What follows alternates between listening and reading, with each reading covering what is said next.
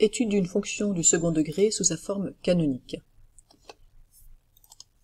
Voici une fonction du second degré, une fonction qui à x associe 2 fois, entre parenthèses, x plus 1 au carré moins 8. La première chose qu'on peut dire, c'est que ça, c'est une fonction du second degré, donc ce sera représenté par une parabole. Alors vous voyez qu'elle est donnée sous sa forme canonique, donc pas sous la forme a fois x au carré plus b fois x plus c, qu'on a appris déjà à étudier, mais sous cette forme a fois x plus alpha au carré plus bêta. Et on pourrait être très tenté de développer cette expression pour déterminer a, b et c et faire l'étude telle qu'on sait le faire. Et ça marcherait, et c'est une très bonne méthode. Simplement, on peut gagner du temps en conservant cette fonction sous cette forme. Et on va voir ça maintenant dans cette vidéo. Alors d'abord pour la convexité.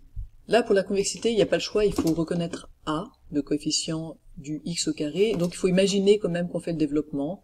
Et si on faisait le développement, eh bien ici, on aurait x au carré plus 2x plus 2, donc on aurait 2 fois x au carré, et il n'y a rien d'autre qui apporte du x au carré, donc le coefficient a vaut 2, et donc cette parabole est convexe, puisque a est positif.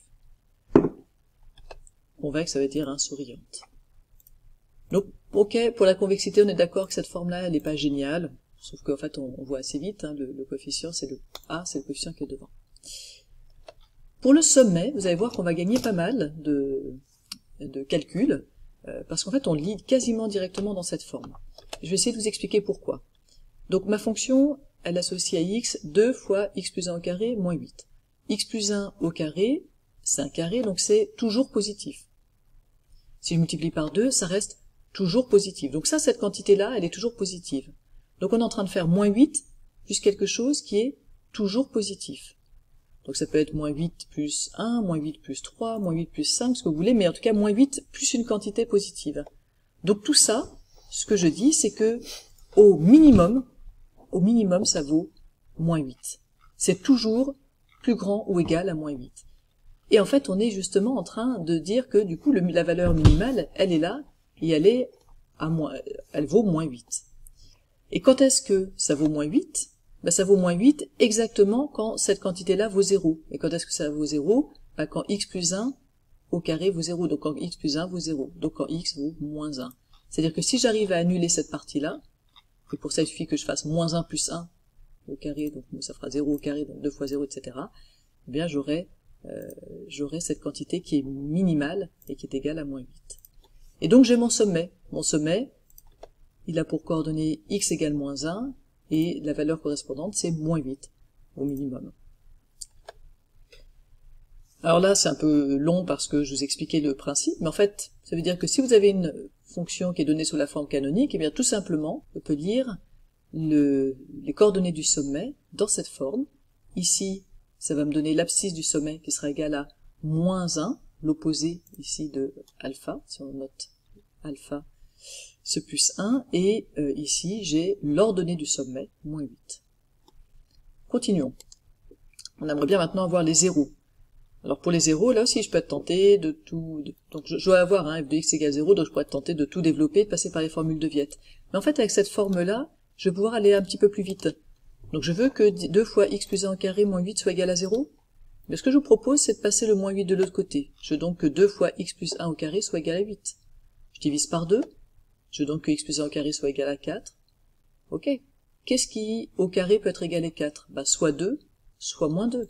Ça veut dire que ce que j'ai dans la parenthèse, ça doit être égal à 2 ou à moins 2. X plus 1 peut être égal à plus 2 ou moins 2.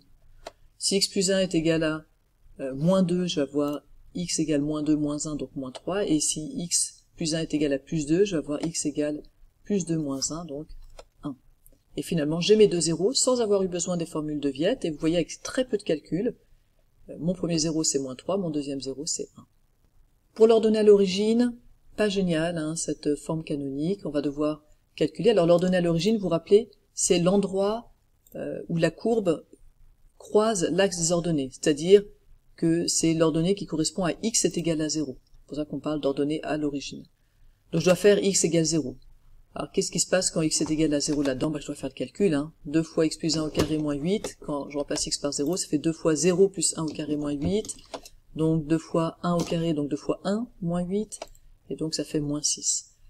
C'est pas très compliqué, mais c'est sûr que ça oblige à calculer, alors que dans la forme développée, on avait directement l'ordonnée à l'origine qui était le coefficient C, le coefficient des unités. Une remarque pour terminer, si vous voulez la forme développée, développez simplement, 2 fois x plus 1 au carré moins 8, ça fait 2 fois x plus 1 fois x plus 1, ou bien vous vous rappelez de la formule des identités remarquables, a plus b au carré égale a au carré plus 2ab plus b carré. Quelle que soit la manière de faire, vous développez votre x plus 1 au carré. Vous avez 2 fois x au carré plus 2x plus 1, vous distribuez le 2, vous faites le moins 8, et vous obtenez 2x au carré plus 4x moins 6, et vous pouvez retrouver tous les résultats qui sont ici. La convexité, oui évidemment, puisque 2 c'est le coefficient A et c'est positif. Le sommet, on le retrouverait en faisant moins b sur 2a, les zéros on les retrouvera avec les formules de Viette, et l'ordonnée à l'origine, on la relie ici, moins 6. Alors terminons en dessinant quand même cette courbe correspondant donc à la fonction qui à x associe 2 fois x plus 1 au carré moins 8. On a dit que l'ordonnée à l'origine c'était moins 6, que la parabole est convexe, donc on sait qu'elle va avoir une forme globalement souriante. On a les deux zéros moins 3 et 1, et un sommet en moins 1, moins 8.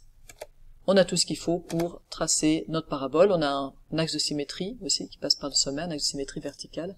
Et voici l'allure de notre parabole.